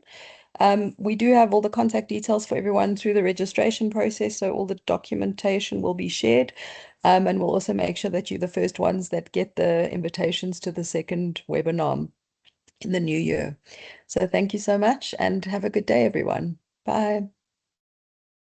Thank you. Bye. Bye. Thank you. Bye. Thank you. Bye. Thank you. Thanks. Bye. Thank you. Bye. Thank you. Bye.